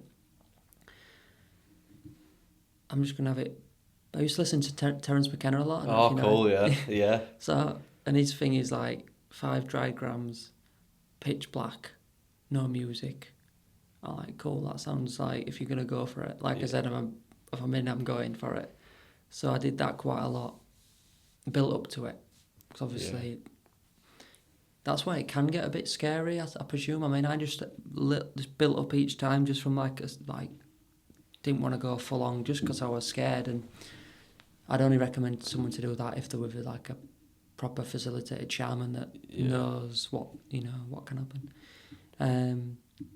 But yeah, like the kind of like for example, you'd go into like old scenes, old memories that played out that had potentially been traumatic, or like a bit of a knife edge where you could have gone one way on your path or another way, and it kind of shows you like it's almost like you can get to a point where you zoom out your body Yeah, and you yeah. see your life on a Bird's eye map. view, yeah. On a map, it's like, oh yeah, see how these little things have made me the person I am today. Yeah. And with that aspect, you can be so much more compassionate for what other people have gone through. Yeah. My ex-partner Ellen, after I did ayahuasca, I just saw like how my actions was very hurtful towards her, and I didn't have any clue of that before. Yeah. And I'm like, Made you whoa. aware. And I rung her up afterwards and apologised for like how I acted, because I wasn't aware of it. So And they're like the chords that we talk about, Yeah, that we do, yeah. energetic chords that Yeah. you don't Yeah. see on your side, Yeah. and she's still feeling Yeah. it, and you're yeah, cutting that cord Yeah. or healing it. yeah. And when I kind of understand that were kind of going on with like forgiveness and compassion and stuff, like through mushrooms and plant medicine, I've really made it a thing to like go out of my way to like apologise to people Yeah. that things have happened, or like I'm really from my heart, not because I'm just doing it. I like actually I should own up for what my part in this. Yeah, it did that for me, Yeah. and I think it's like it's closing the tabs that we had open, Yeah, that we yeah. didn't even know were open. Yeah, that are kind of draining. Yeah. Like it would have phone. Well, they are, they're bogging you down, but Yeah, you like we're speaking about this awareness, that it opens up this capacity to actually see it, Yeah. and it's bringing it to the forefront of mind. It's like I've seen a lot of people now maybe saying on the spiritual journey they've been in it. Some people have been in it 10, 15 years, and they don't feel like they're progressing. And I'm like, it's because there's some tabs that you've got open somewhere that you haven't managed to complete that level. So once you start completing that level, it can put you on to the next one. Yeah. And I think without that awareness, you can't do that. And I think that's where plant medicine for me was a tool. It is scary because you're going into unknown and you don't know what's going to come up. But once I was getting results of these things that were progressing my life. The one of the standout moments for me, and still there were a lot of release, is when I had done it by myself, and I went in and it would just, I don't even know why I'd gone in to do it. I didn't want a clear intention.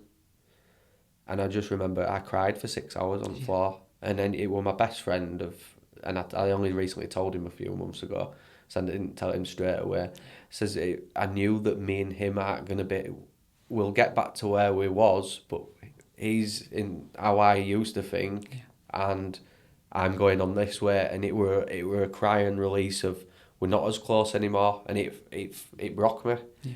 But when I released it, it were knowing that that's going to be all right, and that is divine. That's he's got his own thing going on, and I've got my own thing on, and it's that compassion, not to shove it down his throat or be an arsehole about it. Just that's what it is, and it's we've got these attachments to how things should go, and it's just letting you know, like, how can a plant out of the ground do that to you, and you physically feel lighter, and they're the things that I can only just articulate in the words that I've got to give. Is I don't know your trauma and you don't know mine, but there's, in the thick of it, it means something deeply to you, and everyone's got that. And I think if there's something that you don't feel right with, it is definitely in the right setting, and you've got facilitators on board, it is transformational. It's powerful stuff, isn't it? Yeah, definitely. Definitely. But and it's just natural as well, like you say, it grows out of the ground. Like, no one's messed about with it. Yeah. I mean, like, ayahuasca's different, it's two different things. But you still, I mean, I've had actually more powerful journeys on mushrooms than ayahuasca. Have you? I'd say I've not had ayahuasca. When we get to go, I want to go to Peru and I want to tie the Machu Picchu in. Okay. I've always been drawn to Machu Picchu before even on this journey. I've always wanted to go, and I know that you can do the retreat with that in. Yeah. Where did you do it, and was it? I just did it in UK. Did you? Yeah, twice. And transformational. Yeah. The first time was 2021, the beginning. And I'd had a bit of experience with mushrooms, but not like real deep stuff. Yeah. And it did really transform me. again, it just showed me like my life on a map. Showed me like certain events where stuff were going on, and I come out of there so much lighter. So yeah, but mushrooms are very very similar as well. And something that I've noticed is it creeps up the love. Yeah. Like, that's what it shows you, and the only way to release these things, like you keep on saying with the bird's eye view, like you're seeing a map of it, but then it's showing you the love to release. Yeah. And without that love, it can't open the door. You can't. When we get angry and frustrated, people clench fists, clench jaws, and that's only going to push it down further. Yeah. Once you show it that release, it's like the heart just unlocks, and it's just like, go. For like a bird like going out of its cage, it's like you open the door and it's like, go on, it's time to fly. And everything else drops away, like, grudges. We hold grudges with people, like, when you explain, that's probably a bit what I'm missing out. When you feel that love, nothing else matters at all. Nothing, not like the hardest grudges you can hold with a family member that's been there ever since for 20, 30, 40, whatever years.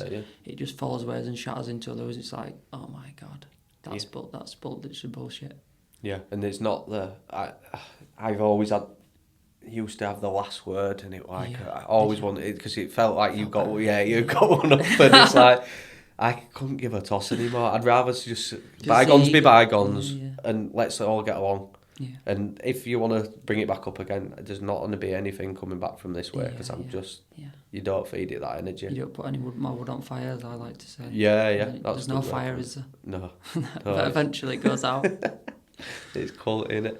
But yeah, it's a complete flip in it from how I used to be as well. Like, I had a lot of anger in me as well. Yeah.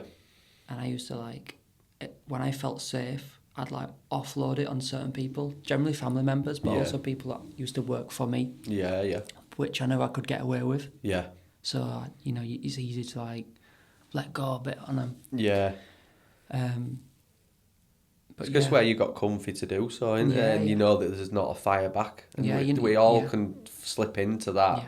Yeah. It's like, and then you're not operating out of love. You're operating out of, you're keeping them in like a fear kind of thing, isn't it? I know we were all guilty of doing stuff like that, but once you become more conscious of it, you're not gonna slip and into it even happens today. Obviously, so much more subtle. Yeah. And I'm a lot more aware of it. But there's certain occasions where I noticed, because it's that deep. We are, expressions of our parents, and we're human. Yeah. And we're still carrying to a certain degree, and as well, like, we talk a lot about healing. A lot of people talk about healing everything in this lifetime. Well, who says that is the case? I mean, Buddha talks about, what's the thing about the mountain and the bird and the silk scarf? I've Do you not know heard about that? No. So it's something about a bird flies around this mountain 6,000 times, or once every 6,000 years with a silk scarf. And the amount of times it takes to cut away the mountain, that's how many times we've been doing this. That's what he says. So what's that, 1 million and whatever, billions. So, doing it all in this lifetime, to me now, knowing that and what it's like, actually, sounds a bit like bullshit. Yeah. So, and as well, it feels for me, it's like, if we're surrendering to that, this is going on, and almost like doing too much of this and is that the way, or is it like to bring it back and just being that kind of like... I'm learning that at the moment.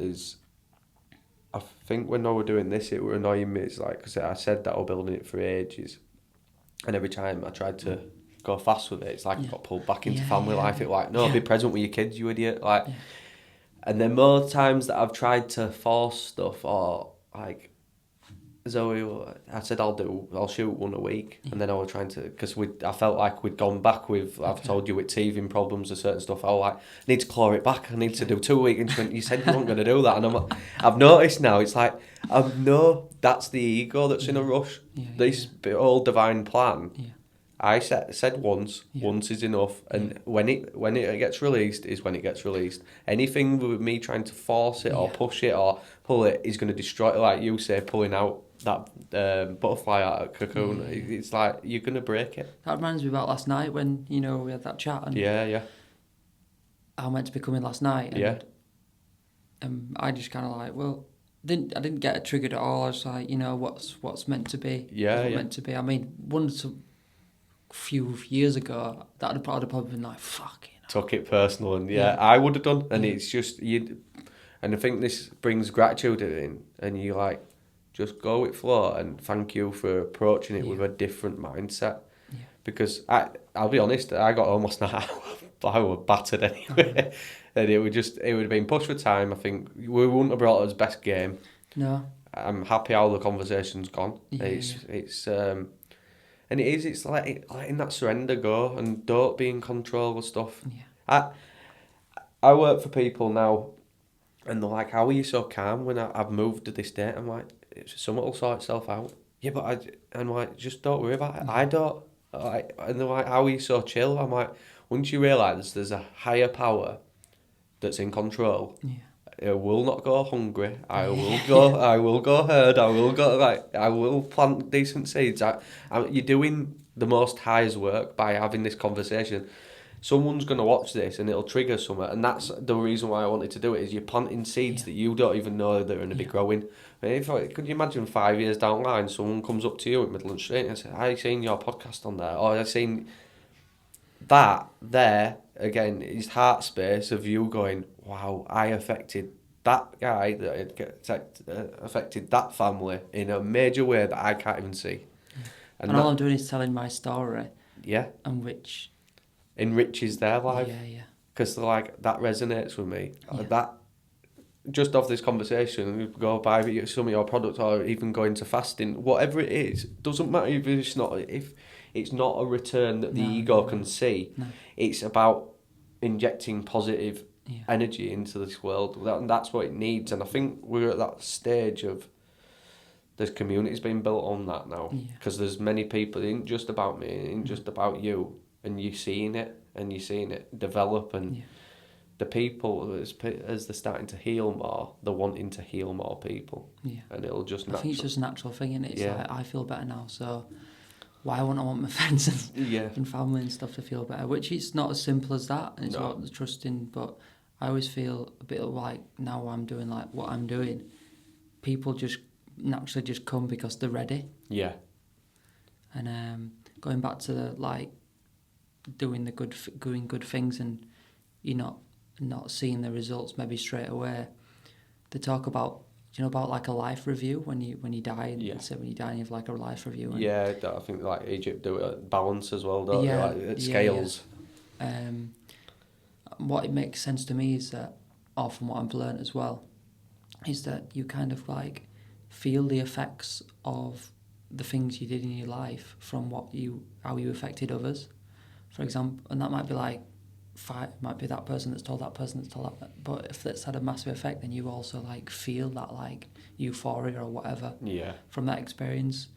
But imagine if you've done loads of bad things, you're going to feel like not very good. Yeah. Well, I have, and I hold my hands up to it. I've done things that I'm not proud of. And I think some people then have an assumption of who they see you as the person you used to be. And I think even one of my friends over there says, "You're not squeaky clean." I'm not saying I am. I'm saying, but it also gives people the awareness and knowledge to know that they, even if they've done bad, if they want to turn the course of their life, they can do. And that's the beauty in it. Yeah. It's learning to know that it doesn't matter what you've done, and we've all, no one's saints in this game. And everyone judges, where the judgment comes is like, "Oh, you did that, but I haven't done it." It doesn't matter how you look at stuff. It's realising, just change and start pick up the bat and start putting positive stuff in. And start healing that way.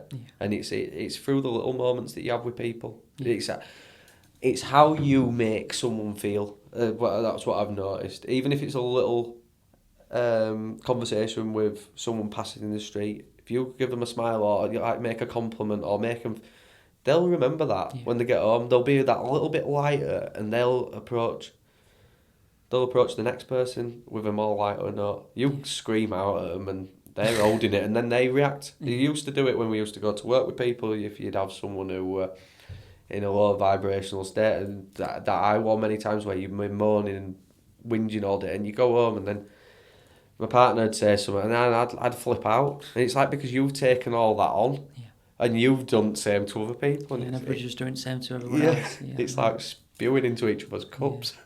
But like you said, like now in the world where it is, it's that shifting, isn't it? We're going through a different kind of season almost. Yeah. And there's definitely good things happening. What are you most because I think we'll wrap it up. What are you most excited about that you can see happening, or premonitions that you maybe have had, or?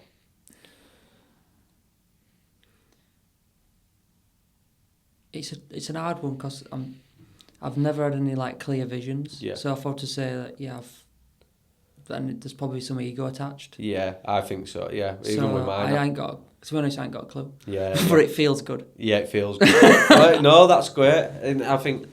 Yeah, my mind does do it sometimes. It's like, prediction, and it's like, no, that's ego because everything's formless anyway. Yeah, well, I've done it many times, being like, I've seen that vision, that's going to happen, and it's not happened. So it's like, you do that so many times where I realize, actually, do I know? Yeah.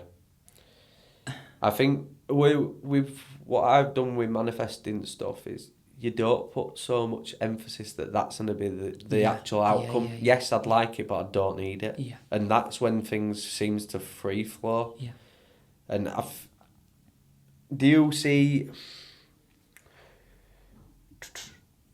I'm going to try and word this right and not sound like an arsehole. Do you have a problem with people have got like manifestation, like journals and stuff? I find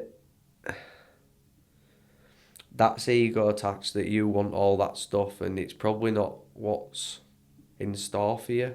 There'd be something better, but I don't know. I don't know what I'm trying to say. That's how you feel. Yeah, I don't know what I'm trying to say. I think I've done it. I've sat down and like, I want this and I want that, and it's like a shopping list, and it's like... Yeah, they talk about... A lot of people have started the journey reading The Secret, and they do. Yeah. And they talk about if you want a better car, think of a better car, blah, blah, blah. I mean, it's pretty limiting, really, isn't it? Yeah. Because you can have, in my understanding, I can have what I want, really. Yeah. And the more healing that I do, I feel like the quicker that can be reality. So it's all to do with what someone wants, but yeah, and then the more healing you do, you realise you don't want the car. It's actually you want something more fulfilling. Yeah. And it's better in life to be surprised anyway. I know, yeah. By something like that. That's also the fun. That's the journey. Like when you go out somewhere and you go adventuring and you're like, there's this way to go, and then something else bobs up. It's like it catches you off guard. Yeah. That's when life's... Yeah. You feel alive, don't you? Yeah. Because if you go, I want this, and you get all 20 things in next year, and you're like, well, I want something more now. It's a bit like when you said you finished the house, and you know what's now? Yeah. Type thing. And if that's that art of surrender, you're surrendering it up as like, what's next? Yeah. Like just show me, like, but you're putting out the good stuff, and you know you'll get it back in a way that you wouldn't even able to comprehend. Yeah. So, I think we covered that. Is there anything else that you want to touch on? I feel like maybe we could do another podcast, because I'm sure I've actually got loads more to say. Yeah. No, definitely have you back on. It's been interesting. Yeah, it's been great. And we'll put the link for your page anyway as well, so the listeners can find it all. So, no, thank you very much, Charlie. Thanks, Craig.